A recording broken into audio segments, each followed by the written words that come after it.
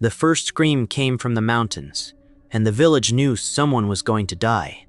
Not tomorrow, not someday, that morning.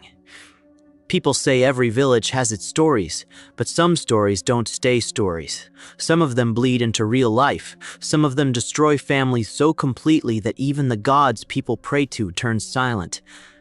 This isn't a ghost story. This is about a family that trusted faith more than fear, and paid for it. If you've ever heard bells ringing when no temple was nearby, if you've ever felt watched in a place that should feel safe, then listen carefully. Because this story doesn't end when the dead are buried. It begins there.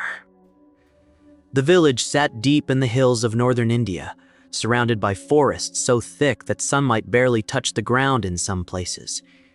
The kind of village where everyone knows your name, your bloodline, your ancestors, and your secrets. A place where traditions were older than written records, and faith wasn't optional. It was survival. Every family had a guardian deity. Not a symbol, not a metaphor, a presence, something that watched, something that protected, as long as you didn't break the rules. One family in that village believed in their deity with absolute devotion. The father worked the fields every day, hands cracked and stained from soil. The mother kept the home alive, cooking, cleaning, praying, singing old hymns while the fire burned low.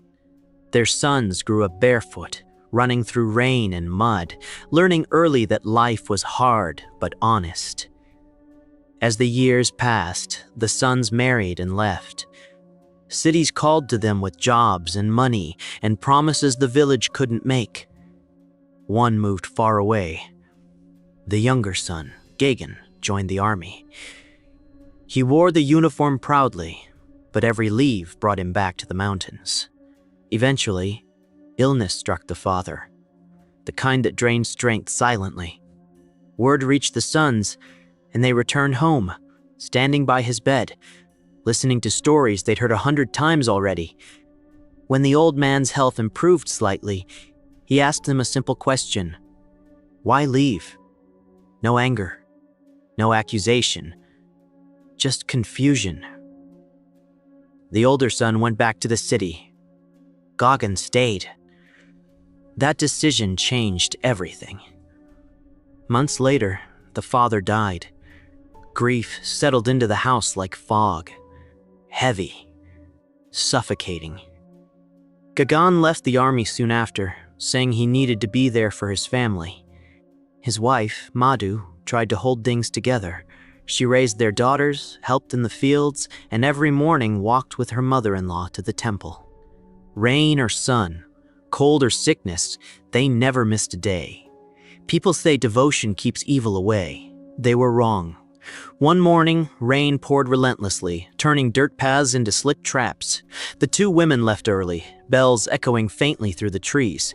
The daughters stayed home, watching from the doorway as their figures disappeared into the mist.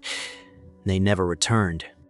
Search parties found them hours later, broken at the base of the mountain. Everyone agreed it was an accident, slippery ground, bad luck, tragedy. But one detail didn't belong.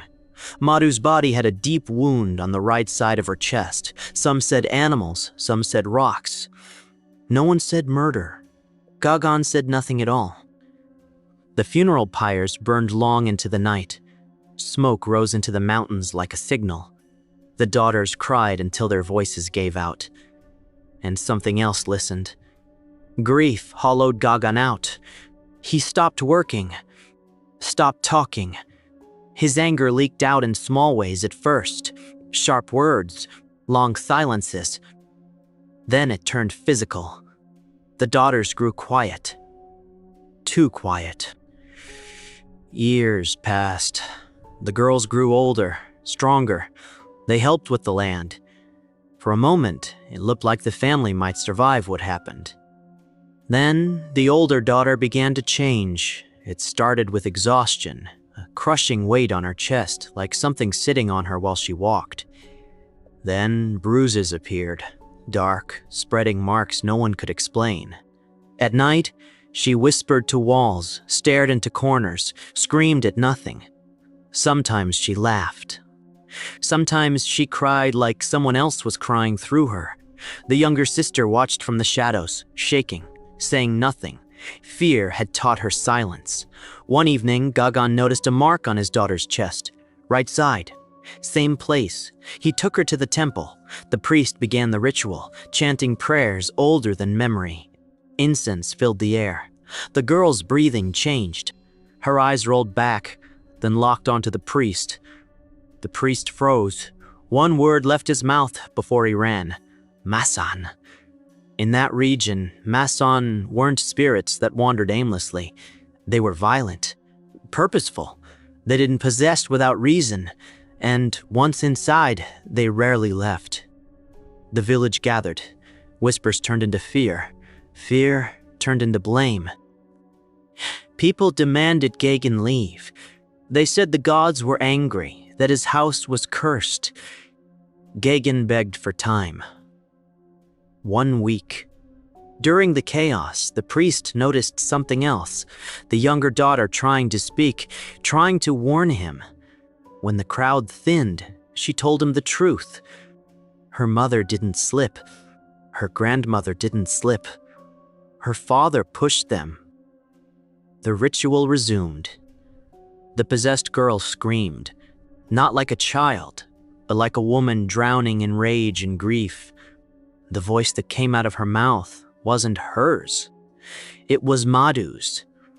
She told them everything, the argument on the path, the knife, the betrayal, the fear. Gagan wanted a son, not daughters, never daughters. When Madhu threatened to expose him, he silenced her forever. The crowd turned. Gagan ran. Fate didn't let him escape. He fell from the same mountain. Survived. Justice followed. The girls were taken in by their uncle.